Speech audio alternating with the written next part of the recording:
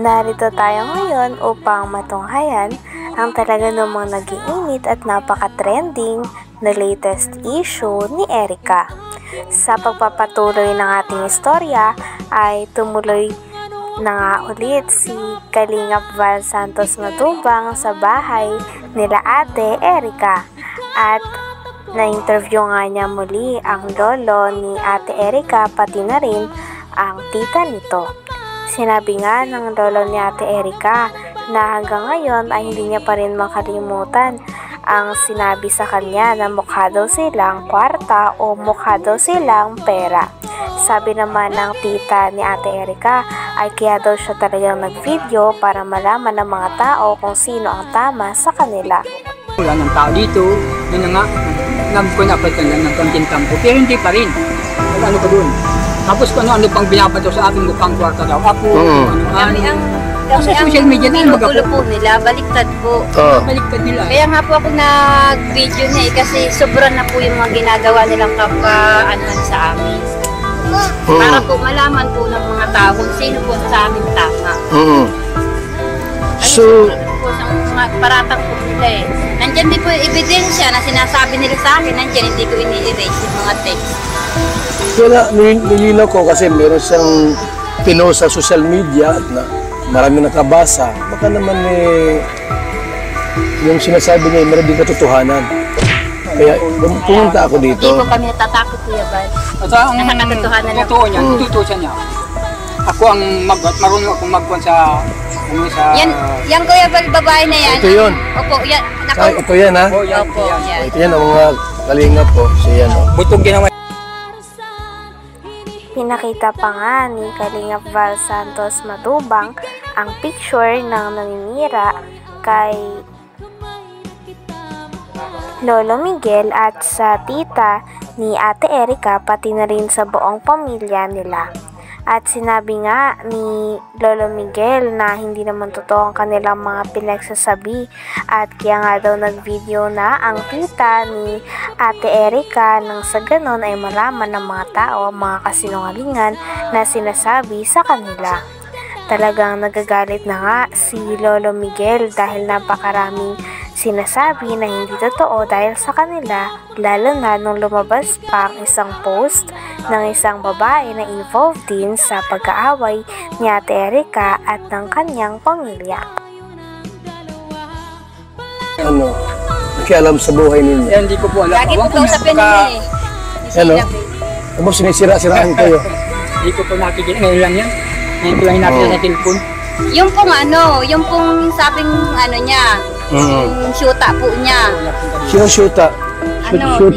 ang Jowa nito? Jowa po niya. May jowa ito, tumboy? Ang pangalan? Si Amy. Basta yung kung nagpunta dito po ng mga ilang. May girlfriend. Opo. Yun po ang nagpunta dito. Yun po ang nagano. Pero mabait naman po yun. Mabait naman yun. Pumunta rito. Punta dito. Anong ginawa rito? Yun po, nagpunta po dito nung nandito pa po nung sila Erica na nakatira. Mayroon ka palang jowang tomboy? Wala mo bang pakialam dyan kung may jowa ka o wala? Pero mabait po yun. Yan lang. Ngayon, kaninong pera yung ginamit? Pera nila o pera ni Junel? Kaya yun. Yun ay po yun. Kami po ang magpapatunay po doon. Grabe at todo nga ang pagsalungat ng lolo ni Ate Erica sa mga message at post na binabasa sa kanya ni Kalingap Val Santos Matubang. Talagang walang katotohanan daw ang mga ito dahil lang totoo daw ang sinasabi nila. Talagang hindi nga din daw sila natatakot dahil alam din nila sa sarili nila na nagsasabi sila ng totoo. At kitang-kita din na naniniwala naman si Kalingap Val Santos Matubang sa sinasabi ng pamilya at lolo pati na rin ng tita ni Ate Erica. Grabe at patagal ng patagal ay mas lalo na nga umiinit ang mga balita tungkol sa issue ni Ate Erica. Sino nga ba ang talagang may mali sa issue na ito? po, tumigil kayo kung ayaw ninyong malaman ang katotohanan ng mga tao na binabaliktad ninyo sa amin na wala namang kaming alam. Wala naman sa akin. Ayun, kasi andito lang po ako mga kalinga para i-clarify ito. Ayoko naman po na parang daldal ko tapos yung pala tama si N. Punyakay Torres. Yan o. Hindi namin yung Eh, Lolo Migs, ano kaya yung topic natin dito? Diba, pera at ikaw ang may hawak yung pera, hindi si May. Dahil kayo ang bumili ng gamit. I have some evidence of what happened from the start. Yung pirang yun, ibinibigay lang sa akin para bumili ako ng mga mga gagamitan sa bahay. Pero nasa kanya ang pira, siya ang na-withdraw. Siya ang uli-uli mag-asawa sa dai. doon na sila natutulog. Doon sila natulog. Pag makain sila, hindi gusto ng ulam dito, doon sila nakain sa dai. Sino? Yung sila? Asawa. Sila May. Sila May, yung tatlo. Buhay ray na. Sinabi pa nga sa post na talagang parang sobra na daw ang pamilya, lalo na ang tita ni Ate Erica at ang lolo ni Ate Erica sa kanya. Kaya naman pinagtatanggol nga ng post na ito si Ate Erica at ang kanyang ate. Talagang sabi nga ng lolo ni Ate Erica ay napakarami daw maling impormasyon doon at talagang pinaliwanag din ni Lolo Miguel ang kanyang sarili sa mga manonood. Talagang marami pa nga mga bagay na hindi nalilinaw tungkol sa issue na ito, kaya mareresolba pa kaya ang mga ito? Dahil nagagalit na nga talaga si Lolo Miguel pati na rin ang tita ni Ate Erica. Talagang habang patagal na patagal ay mas umiinit na nga ang issue nito. Sino nga ba ang tunay na may mali? Ang pamilya ba ni Ate Erica o sila Ate Erica at ang kanyang ate? Buhay ray na nga. Nangyayari. Ano? Talaga. Uuwihan dito ni isang mansanas, hindi man lang bigyan yung apo. Grabe naman. Ayun. Kaya po, kasi nangalingan po yung sinasabi po niya ni Amy Torres. Alam ko po na lagi yan kausap po ni May, magdamag-damag, magkausap po yan lagi dyan po sa kwarto. Yan po lagi ang magkausap.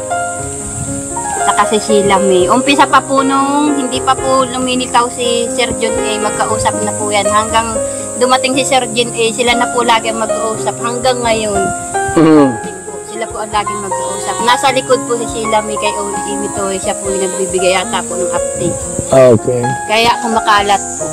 Bibigyan ng mga kalika para kumalat sa kanila. Parang tinatakot pa kayo ah. Nandiyan po yung si Kuya Bal yung yung text nila na kami, gutom na aso, nandyan. Kunin mo daw. Tingnan natin. Kunin mo daw para mag... Pinag-usapan din nila ang mga natanggap ni Ate Erica at ng kanyang ate na mula kay Sir Jun A. Kasama na nga ang pabahay, pati na rin ng NMAX na motor, pati na rin ng tricycle na tulong sa kanila. Grabe at napakarami nga natulong ni Sir Jun A kay Ate Erica at sa kanyang ate. Ngunit ang masamang part lamang ay naiwan nga ang pamilya ni Ate Erica at hindi sila sinama sa bagong bahay at parang kinalimutan na lamang sila na parang pula.